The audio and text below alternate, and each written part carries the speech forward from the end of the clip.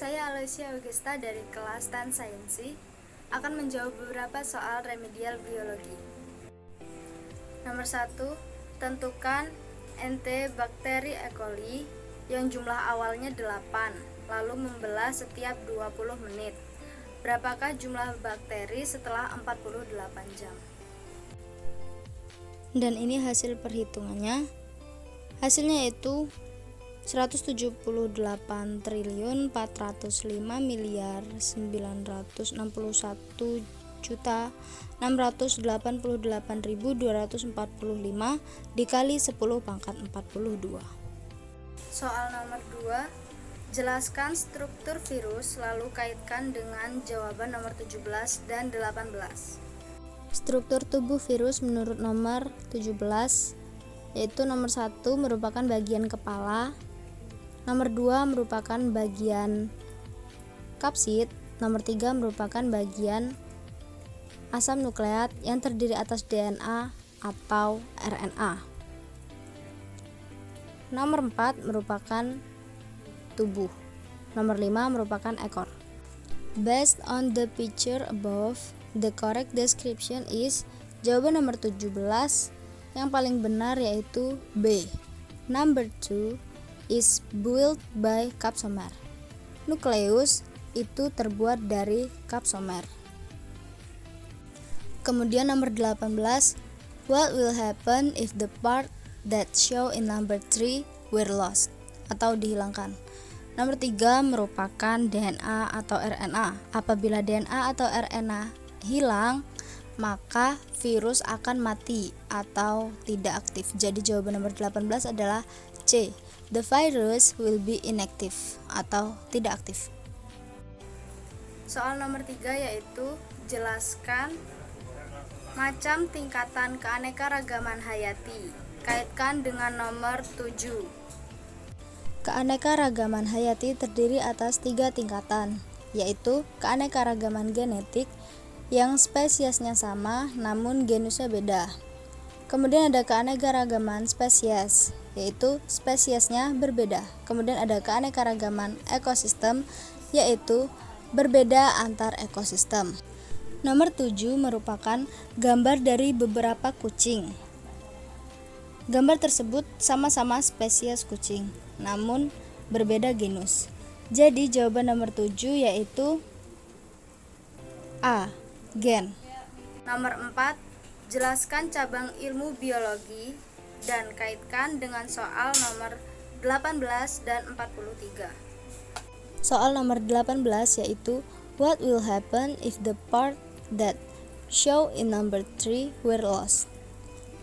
Jadi nomor 18 ini soalnya berhubungan dengan virus. Nah, ilmu biologi yang mempelajari tentang virus yaitu virologi.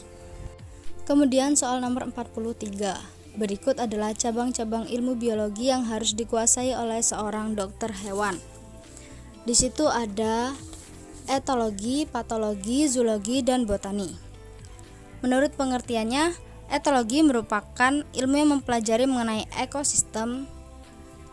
Patologi merupakan ilmu yang mempelajari mengenai parasit yang menyebabkan penyakit. Zoologi merupakan ilmu yang mempelajari mengenai keanekaragaman hewan. Botani merupakan ilmu yang mempelajari mengenai keanekaragaman tumbuhan. Jadi dari soal tersebut, cabang ilmu biologi yang harus dikuasai oleh seorang dokter hewan yaitu ekologi, patologi, dan zoologi. Nomor 5, jelaskan siklus hidup Plasmodium. Kaitkan dengan soal nomor 35 dan 45.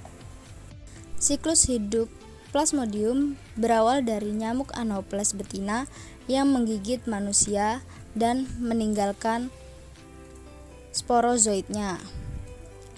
Sporozoid kemudian berpindah ke dalam hati manusia dan berkembang menjadi merozoid. Kemudian merozoid masuk ke dalam sel darah merah. Di sel darah merah, merozoid berkembang menjadi tropozoid. Tropozoid akan keluar setelah memecah sel darah merah tersebut, dan menginfeksi sel darah merah lainnya secara berulang-ulang. Di dalam jaringan darah itu, beberapa merozoid membelah dan membentuk gametosis jantan atau mikrogametosis dan gametosis betina atau makrogametosis. Apabila nyamuk Anopheles betina lainnya menggigit dan menghisap darah penderita, maka mikrogametosis ataupun makrogametosis akan berpindah masuk ke dalam saluran pencernaan nyamuk. Di dalam pencernaan nyamuk, mikrogametosis tumbuh menjadi mikrogamet, sedangkan makrogametosis tumbuh menjadi makrogamet.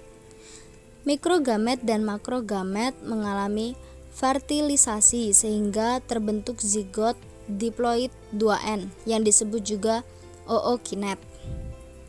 Peristiwa ini merupakan reproduksi secara seksual. Ookinet kemudian masuk ke dalam dinding usus nyamuk, membentuk oosista yang berdinding tebal. Di dalam oosista berkembang ribuan sporozoid. Dan sporozoid keluar dari dinding usus, lalu ia akan berpindah ke kelenjar ludah nyamuk. Sporozoid akan mengalami siklus yang sama saat nyamuk menginfeksi orang sehat lainnya. Lalu, soal nomor 35. Indri getting fever. Doctors said that she was infected by malaria parasite. Every 48 hours, her temperature getting high. Based on the symptoms, kind of the parasite which infected is. Jadi jawaban nomor 35 yaitu D, Plasmodium vivax. Kemudian soal nomor 45, in life cycle of Plasmodium sp, the phase which happen in Anopheles is or. Jadi yang terjadi di saat Plasmodium itu ada di nyamuk Anopheles yaitu oosista dan ookinet. Merozoid dan tropozoid itu terjadi saat sporozoidnya itu sudah berkembang di dalam manusia.